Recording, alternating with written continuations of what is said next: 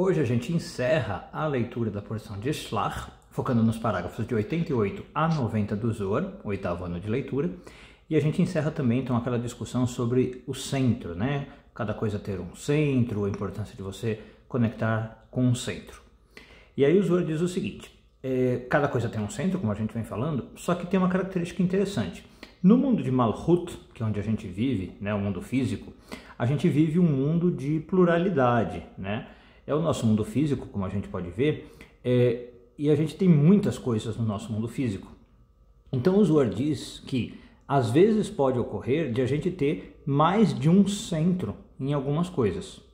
Então são duas coisas, na verdade. Primeiro, no nosso mundo físico, a gente vai ter muitos centros. Por quê? Porque cada coisa tem um centro. Então se você imaginar que no nosso mundo, vamos supor, tem, sei lá, 6 bilhões de coisas, vamos supor, você tem 6 bilhões de centros, né? É diferente como nos vídeos anteriores que a gente falou que existe um centro, né? Um centro espiritual, um centro da alma, um centro da árvore da vida, né? Coisas assim. Quando a gente vem para o mundo Malchut, que é físico, né? Você pode ter vários centros, ok? E além disso, aí o segundo ponto é, uma coisa física pode ter mais de um centro. Do que o Zohar está falando especificamente? Do nosso corpo físico, né? E aí vamos entender por que ele diz isso. Justamente por causa da questão da alma. A gente sabe que na verdade na Kabbalah, quando a gente fala alma em português, não expressa muito bem o conceito que a gente tem na Kabbalah. Porque a gente na Kabbalah fala de níveis de alma, né? A gente não tem uma alma integrada só. Então a gente tem pelo menos 3 níveis na Kabbalah. Na verdade são 5, mas a gente fala de pelo menos 3. O nível mais baixo, que se chama Nefesh, o nível nesses 3 vou chamar de intermediário, que é o Ruach, e o nível mais alto, que é Neshama. Então, se nós temos esses 3 níveis de alma, quando eles vêm para o nosso corpo, diz o Zohar, cada um deles tem que ter um centro, pela lógica que a gente está falando. Então, um corpo humano pode ter 3 centros, veja bem, para cada um dos níveis de alma, tá? E aí o Zohar explica para nós quais são esses 3 centros. A Nefesh, ela fica centrada no nosso fígado, tá? E aí, inclusive, a Nefesh vai estar ligada, falando aqui brevemente, com funções básicas do nosso corpo, por exemplo, comer, beber, dormir, tá? E o fígado vai estar ligado com coisas como filtrar o nosso sangue de toxinas mais densas. O Ruach, que é o segundo nível, vai estar centrado no nosso coração, tá? Vai estar ligado também a filtrar o nosso sangue, mas não de toxinas, mas de oxigênio, tá? E o Ruach vai estar ligado mais ao nível emocional, como a gente até imagina, né, poeticamente, de que o coração está ligado às emoções.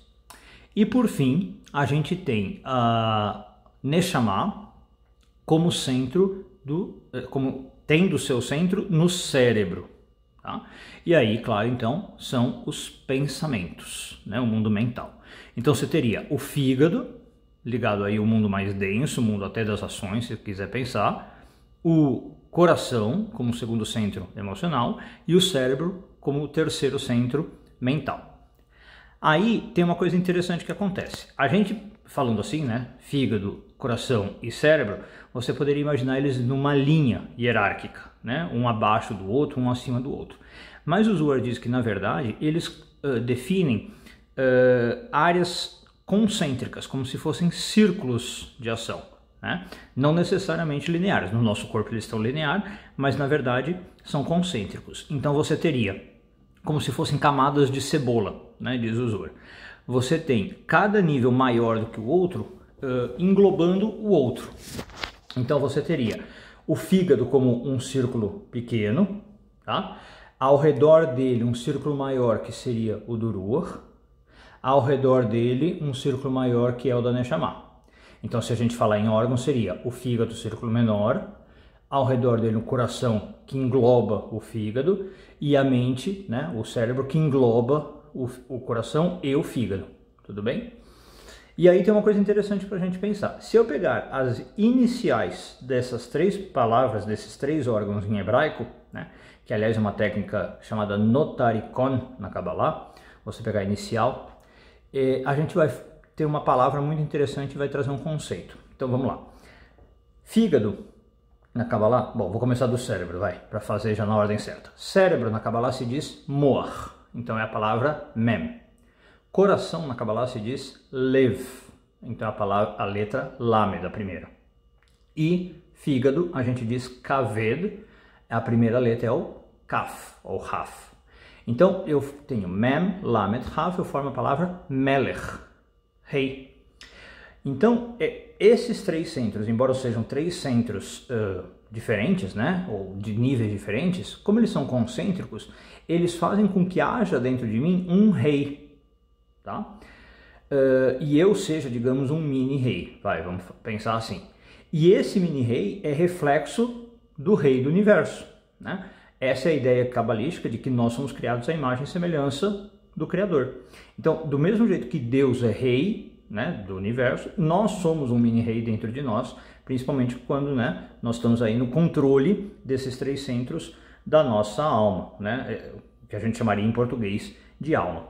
Agora, mais interessante ainda, eu estava falando dos círculos concêntricos, é que ao redor desses três ainda, teria um quarto círculo, encompassando então o cérebro, o coração e o fígado, né? Esse quarto círculo é o que o Zohar vai chamar de Keter, né? Que é uma esfirá da árvore da vida, que significa justamente o quê? Coroa. Tá? Então, do mesmo jeito que a coroa fica ao redor da cabeça de uma pessoa, né? Ao redor da cabeça do rei, mais especificamente, ela não é exatamente o rei, percebe? Ela fica ao redor da cabeça do rei, então ela não é o rei, mas ela é do rei. Né? Ela faz parte do rei, mas não é o rei. Ela define quem é o rei, certo? É uma energia que só o rei possui, as outras pessoas não possuem, né? Uma coroa não é um utensílio que qualquer um pode usar. E o Zohar diz que esse quarto círculo surge, então, quando eu tenho controle sobre os outros três, né? Quando eu atingir aí um controle sobre o meu fígado, meu coração e meu cérebro, eu ganho esse quarto círculo que é a coroa.